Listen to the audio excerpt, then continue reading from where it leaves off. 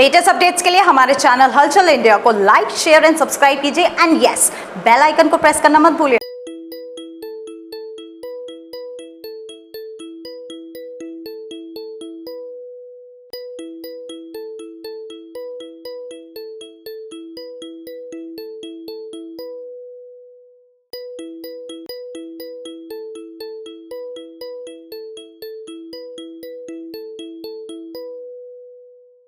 अक्सर अदालतों में केस जाते हैं तो आपने देखा होगा कि एक पक्ष की जीत होती है और एक पक्ष की हार होती है। तो अदालत में एक ही पक्ष जीतता है, एक ही पक्ष हारता है, मगर एक अदालत ऐसी भी है जहां पर दोनों पक्षों की जीत होती है। वो अदालत का नाम है राष्ट्रीय लोक अदालत।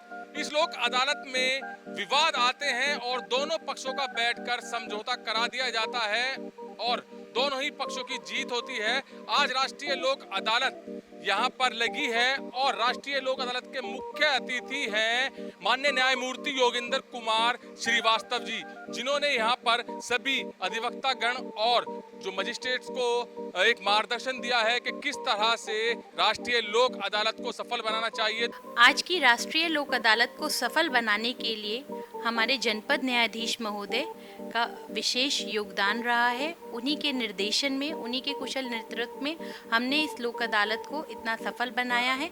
इसके अलावा हमारे सचिव महोदय डॉक्टर ब्रह्मपाल सिंह सीजेएम साहब और हमारे असिस्टेंट लोक अदालत रवि कुमार का भी इस लोक अदालत को सफल बनाने में विशेष योगदान और विशेष सहयोग रहा है। मैम, आज लोक अदालत का आयोजन हुआ है, मुख्य अतिथि कौन रहे हैं? आज इस राष्ट्रीय लोक अदालत के हमारे मुख्य अतिथि हमारे प्रशासनिक न्यायमूर्ति honourable justice doctor Yogendra Kumar Shrivastava साहब, प्रशासनिक न्यायमूर्ति इलाहाबाद हाई कोर्ट रहे हैं।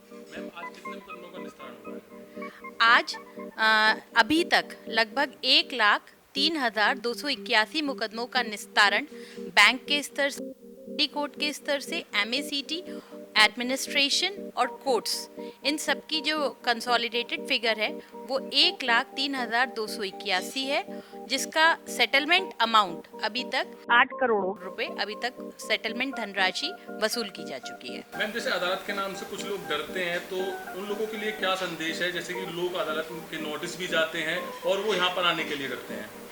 नहीं, वैसे लोक अदालत में लोगों को डरना तो नहीं चाहिए, क्योंकि यहाँ पे सीधा जो लिटिगेंट का कांटेक्ट होता है वो सीधा जजेस अपने पर्सनल इंटरेस्ट लेकर उनके मुकदमे सुलह समझौते के आधार पर निस्तारित करते हैं।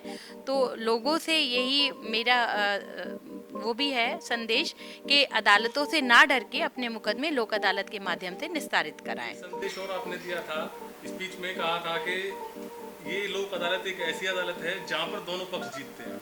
बिल्कुल, मैंने ये बात कही थी, सही कही थी, क्योंकि लोक अदालत में किसी भी एक पक्ष में फैसला नहीं होता, उसमें दोनों पक्ष अपने समझौते के आधार पर मुकदमा निस्तारित कराते हैं। इसीलिए मैंने कहा कि जो है लोक अदालत में किसी एक पक्ष का नहीं बल्कि दोनों पक्षों की जीत होती है। अच्छा मैम, जैसे राष्ट्रीय लोक अदालत का आयोजन आज किया गया है और पहले भी किया गया है, ये तीसरी लोक अदालत है 2024 में, तो किस तरह से लोगों को फायदा होता है? जो क्लाइंट्स होते हैं उनको किस तरह से फायदा होता है? इसमें सबसे बड़ा फायदा तो लोगों के इसका है कि जो भी कोर्ट फीस वो जमा करते हैं लोक अदालत में, जिस भी जो मुकदमे तय किए जाते हैं उसमें कोई कोर्ट फीस नहीं लगती। और अगर कोई कोर्ट फीस जमा हो चुकी होती है और वो मुकदमा लोक अदालत के माध्यम से निस्तारित कराया जाता है तो मुकदमा निस्तारित होने के बाद कोर्ट फीस वापस भी दे दी जाती है। तो ये फ़ायदा है लोक अदालत का, और सबसे बड़ा फ़ायदा यही है कि समझौते और सौहार्द के साथ उनका मुकदमा तय हो जाता है। भविष्य में होने वाला समय और पैसा दोनों बचता है लिटिगेंट का। Thank you. आज जो सबसे बड़ा समूह आया हुआ है राष्ट्रीय लोक अदालत में, वो आया है बैंकर्स का, जो कि लोक अदालत में बैंकर्स आज अपने विवादों को निपटाएंगे। सर, सबसे बड़ा समूह जो आया है आज राष्ट्रीय लोक अदालत में बैंकर्स का आया है, तो किस तरह से विवाद निपटाए जाते हैं लोक अदालत में? आज की लोक अदालत में लगभग 14 बैंकें पार्टिसिपेट कर रही हैं, जिसमें 12 नेशनलाइज बैंक और 2 एक आईडीबीआई और एक प्रथमा बैंक, ग्रामीण बैंक ने पार्टिसिपेट किया है।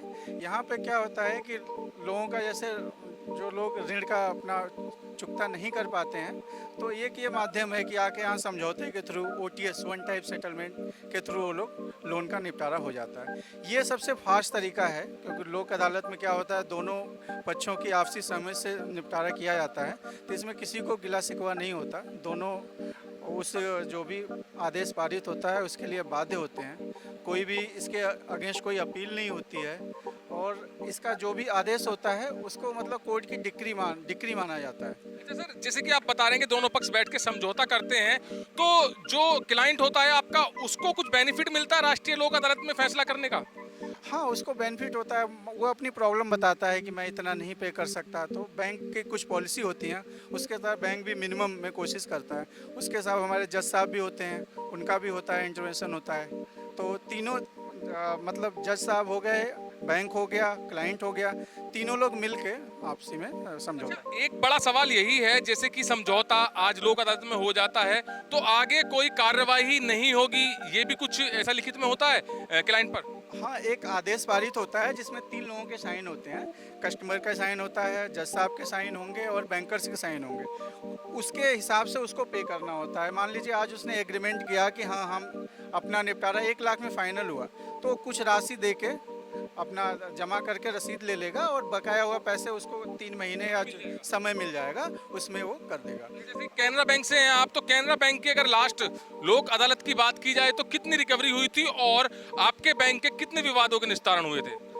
पिछली लोक अदालत जो 13 जुलाई को हुई थी, उसमें मैं सारे बैंकों का बताऊं तो लगभग 571 केसेस का निपटारा हुआ था, जिसका अमाउंट लगभग 10 करोड़ से ऊपर था।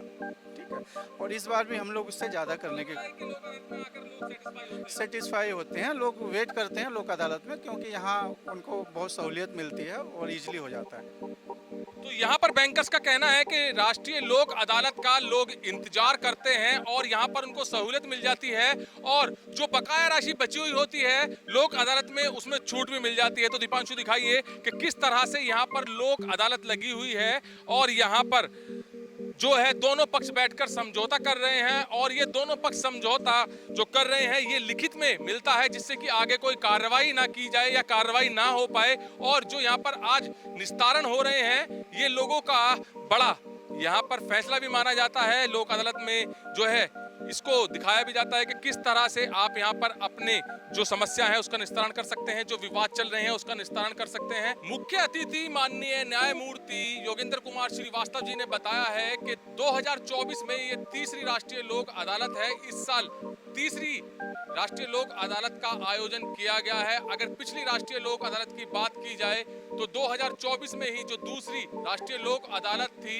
उसमें 527 विवादों का निस्तारण किया था, जिसमें करीब 10 करोड़ 57 लाख रुपए की रिकवरी हुई थी। तो राष्ट्रीय लोक अदालत में जो रिकवरी होती है उससे बैंकर्स या जो भी विभाग होते हैं वो भी संतुष्ट होते हैं, क्योंकि कुल मिलाकर विवादों का निस्तारण किया जा सके यही प्रयास सभी विभागों का रहता है। और न्यायमूर्ति ने जो बताया है कि राष्ट्रीय लोक अदालत का आयोजन जो किया जाता है लोगों की सुविधाओं के लिए किया जाता है, क्योंकि जो पेंडिंग बकाया राशि विभागों की लोगों के ऊपर होती है वो यहाँ पर राष्ट्रीय लोक अदालत में आकर समझौते के तहत निस्तारण किया जाता है, और उसमें दोनों ही पक्षों का फायदा रहता है। तो ये ऐसी एक अदालत है जिसमें दोनों पक्षों की जीत होती है और दोनों पक्ष ही खुश होकर अपने अपने घर जाते हैं। कैमरामैन दीपांशु के साथ सुशील शर्मा, हलचल इंडिया।